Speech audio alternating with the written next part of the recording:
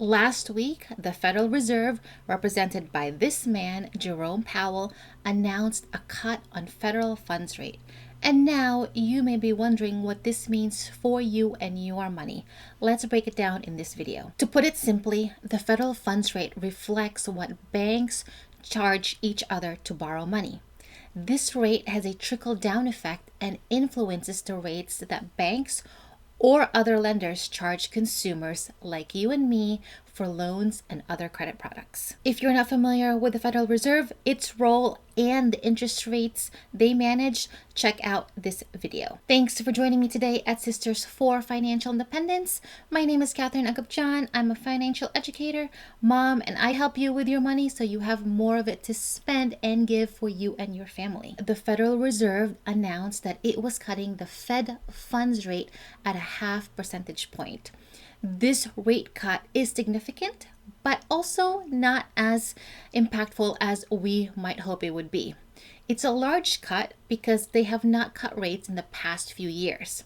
Its impact is going to be fairly small, but that also means we can plan ahead so that we put ourselves and our family in a better position when the rates come down and we can take advantage of more opportunities. In this video, we are going to look at the impact of a lower rate in three key areas: its impact on savings, its impact on current and future debt, and its impact on employment. Let's first look at its impact on savings.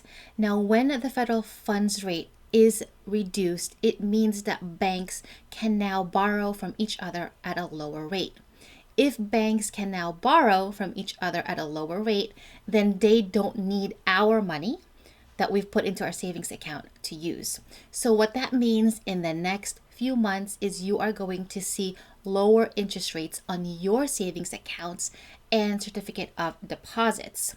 Now, of course, this doesn't mean that you shouldn't be saving, but just note that as the Fed funds rate decreases, your savings rate also decreases. If you already have money in a CD, you are locked into that rate until your CD matures. If you are contemplating if you should be putting money in a CD, take a look at your goals, take a look at what you need that money for, and you might want to create a CD ladder so you can still access your funds without penalties. Saving money into a high yield savings account can be an important step to ensure you have the funds in place for short-term goals as well as for emergency fund. So while you won't be earning as much when the rates drop, you still have that cushion and cash for when you are ready. The next area that we are going to look at is its impact on current and future debt. Now, the declining rate will eventually mean better rates for borrowers. If you already have signed a loan like a mortgage, student loan, or car loan, unfortunately, you are locked into those rates, so you won't get any benefit. Of course, at some point in the future, if and when the Fed continues to lower rates, you can take advantage of refinancing options for your loans to drop your payments. Now, it probably does not make sense to refinance now, especially as rate cuts are planned and expected in the future. Waiting a year might be better so that you can actually get a good advantage to lower your rates. If you have credit card debt, these have variable rates, so you are going to start seeing the changes in your interest rates in your credit cards. Now, the change again won't be as much, so it's probably useful for you to find other means to pay your credit card debt that much faster. Some of the interest rates on your credit cards will still be in the double digits, most likely still in the over 20% mark, and it's still best to find ways to pay that down faster. A balance transfer might be a good option for you so that you can get that debt eliminated as soon as possible. So while the interest on your credit card will drop, it's still a good idea to pay your debt much faster, improve your credit score, get your financial habits in order, because once the rates continue to drop, you will have more opportunities to do more with your money.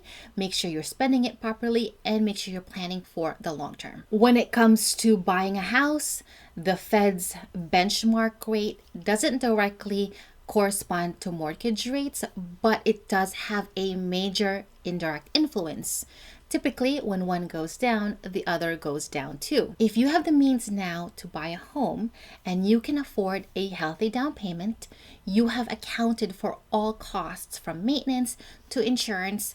It's probably a good idea to buy now because of the low inventory. At some point, when the rates do drop, you can then refinance when it's needed so that you can have more margin in your budget and in your cash flow. And the last impact on the lower rate is its impact on employment. Now, lower rates typically mean more economic activity. For businesses, lower rates generally mean that they can borrow at cheaper rates, which can encourage businesses to expand. Businesses might do more projects and they might retain staff as well as hire more people. On the flip side to that are for consumers. Lower interest rates drives down the cost of borrowing for consumers like you and me, which means more of our money can go to eliminating debt, can go towards saving, and can go towards spending instead of it going towards interest. When you have more money in your pocket, you are in a better financial position and you have more confidence in maybe finding a new job. Now, if companies are investing more in their businesses and consumers are spending, jobs may be more secure. And if we have money in our banks, many of us will be more confident to spend more as well as invest more, as well as look for opportunities for our financial futures. Overall, the Fed's rate cut will eventually boost the labor market, but these policy changes take time, so we won't see significant changes right away. But I would encourage you to listen in closely to what your bosses are saying, what your customers are saying, so you can get a pulse of your company's financial health and what that will mean for your future as you decide on your next job move. So to wrap up, unfortunately, the decrease in the Fed rate won't be as significant as we would like to see, but this is just the beginning. Projections show that the federal funds rate will be around 3.5% by the end of 2025. That would represent around a 2 percentage drop points through the end of 2025. This is then going to be significant difference if you are in the market for a car, a home, going to grad school, or other large purchases. That means in the next year or so, those purchases won't cost you as much.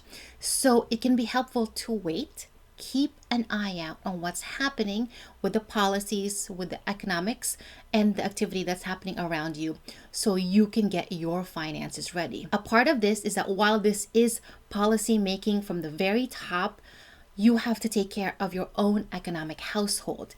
Get your debt eliminated. Stop paying extra to interest. Once you get your debt eliminated, especially these high interest double-digit credit card debts, personal loans, or car loans, you will have more cash. And more cash can mean security as well as the advantage of finding opportunities that will help you. Decision-making changes when you have a cash cushion.